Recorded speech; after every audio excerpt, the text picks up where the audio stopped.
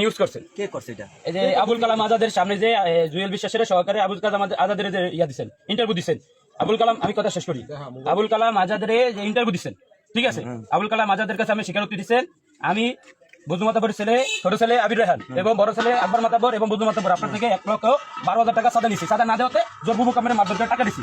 এই ভিডিও করে আবুল কালাম আজাদের দিচ্ছেন এবং আবুল কালাম আজাদ এই দেখেন সরাসরি আমাদের 3 বাপু, আমি এবং আমার বাবা, আমার বড় ভাই, এই যে আমার বড় ভাই, এই দেখেন আপনারা দেখেন, আমরা বলে ওনার কাছ থেকে চাঁদাবাজি করছি। এদিকে দেখাও।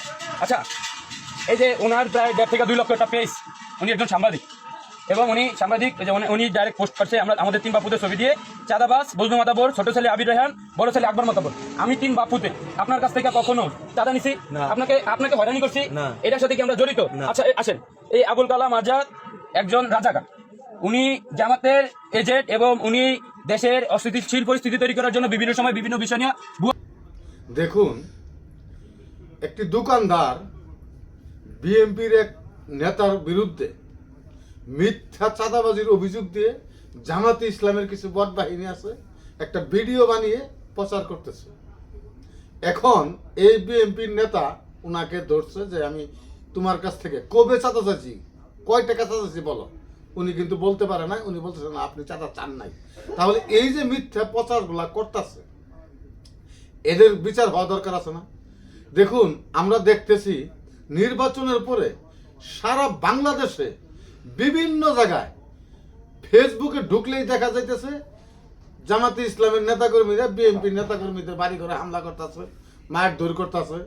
আর এই সকল কিছু মিলিয়ে জামাতে ইসলামের কিছু বট বাহিনী ওনাদের কিছু ফেক আইডি দিয়ে সারা দেশে ছড়িয়ে দিতেছে, বিএনপি চাঁদাবাজি করতেছে, বিএনপি জামাতে ইসলামের নেতাকর্মীদের বাড়ি ঘরে হামলা করতেছে।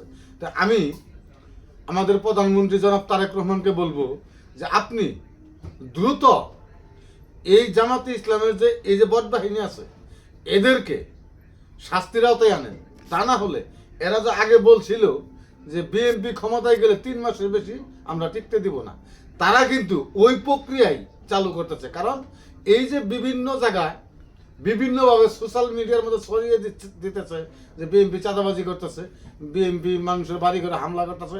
আসলে কিন্তু বিএনপির নেতাকর্মীরা কারো কাছে চাঁদা চাইতে যেতেছে না, কারো বাড়ি হামলা করে নেই, ওরা নিজেরাই করে এই দায়ভারটা কিন্তু বিএনপির ঘাড়ে চাপিয়ে দেওয়ার জন্য চেষ্টা করতেছে।